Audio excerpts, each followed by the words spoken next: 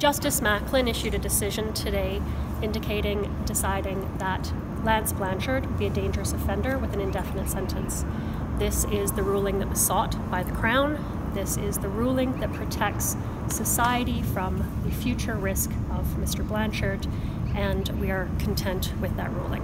It's been a long, complicated prosecution, but the road for the prosecution has been much, much shorter than that for the victims, of which you heard today, who have suffered for over 40 years carrying the scars of the actions of Mr. Blanchard.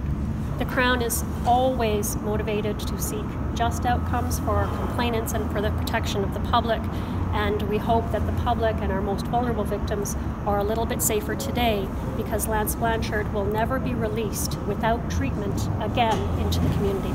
Speaking for Mr. Blanchard, who obviously maintains that he was innocent of the charges that he was found guilty on, he's waited a long time to be able to file a notice of appeal from those convictions.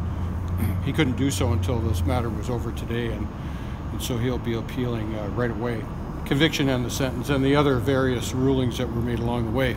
He empathizes with the victim and what he described, but in so doing, he can empathize because he went through a very terrible, abusive experience for 10 years when he was a kid at 8 years old, so a similar time in his life, and he sees a similarity which allows him to empathize.